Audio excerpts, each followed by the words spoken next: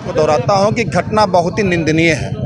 और रही सरकार की मौन रहने की बात, तो वहां पे सरकार के मौजूदा मुख्यमंत्री, इस देश के प्रधानमंत्री इस मुद्दे पर कुछ बोलना नहीं चाहते हैं, क्योंकि वो जानते हैं कि मणिपुर पूर्ण रूप से जल रहा है।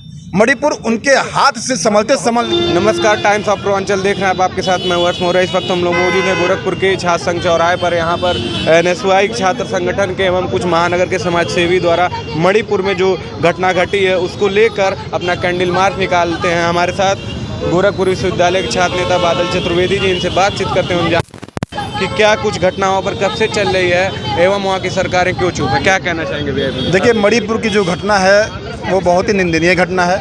इसका हम निंदा करते हैं। सबसे पहले जो भी ये कृत्य हुआ है उनके प्रति मैं अपनी श्रद्धा सुमन अर्पित करते हुए बताना चाहता हूं कि मणिपुर पूरा जल रहा है। इस देश के प्रधानमंत्री जो अपने आप को चौकीदार कहते थे, आज उनकी चौकीदारी फेल है। वो कहते थे महिलाओं की सुरक्षा की बात करते थे, महिलाओं की सुरक्षा के सवाल पर वो किसी प्रकार से खड़े उतर नहीं रहे हैं।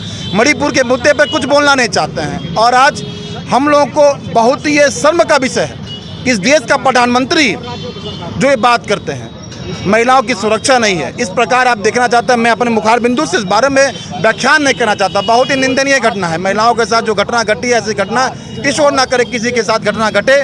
हम उनके प्रति अपनी श्रद्धा सुमन अर्पित करते हैं। लेकिन क्या कैंडल मार्च निकालने से ही सरकार को नजर आएगी इस प्रकार की घटना, जिस प्रकार से मणिपुर में उन तीनों महिलाओं को अर्धनग्न करके घुमाया गया भरे समाज में, वहाँ के किसी व्यक्ति ने, किसी समुदाय या कोई भी हुआ, किसी ने विरोध नहीं किया। और प्रशासन लगभग 80 दिनों से, यूँ कहें 3 महीनों से लगातार मौन है। देखिए, ये जो आपने कहा, तो मैं पुनः अपनी बात को दोहराता हूँ कि घटना बहुत ही निंदनीय है।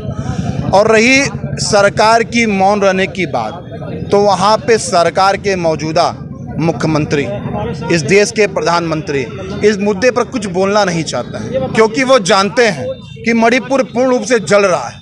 मणिपुर उनके हाथ से संभल नहीं रहा है। मणिपुर की घटना ही नहीं, ये पूरे प्रदेश में मणिपुर ने पूरे भारत में, मैं आपको बताता हूं कि तमाम ऐसे राज्य हैं, मैं नाम नहीं लेना चाहता हूं, जहां पे महिलाएं सुरक्षित नहीं हैं। और आने वाले चीज़ों में माननीय नरेंद्र मोदी जी को हम कहते हैं कि मणिपुर में उनको सुरक्षा व्यवस्था लोगों को देना चाहिए, वहाँ के बारे में जानकारी लेनी चाहिए। नरेंद्र मोदी जी इस विषय पे कुछ बोलने से कतराते हैं। कुकी, नागा और मैतेई दोनों समुदाय के बीच इस प्रकार से इतने दिनों से लगातार मणिपुर में घटनाएं घटित हो रही हैं। महिलाओं को भी इस प्रकार से बर्बरतापूर्वक घुमाया जा रहा है। जिम्मेदार कौन? जिम्मेदार वही लोग हैं जो अपने आप को चौकीदार बताते हैं।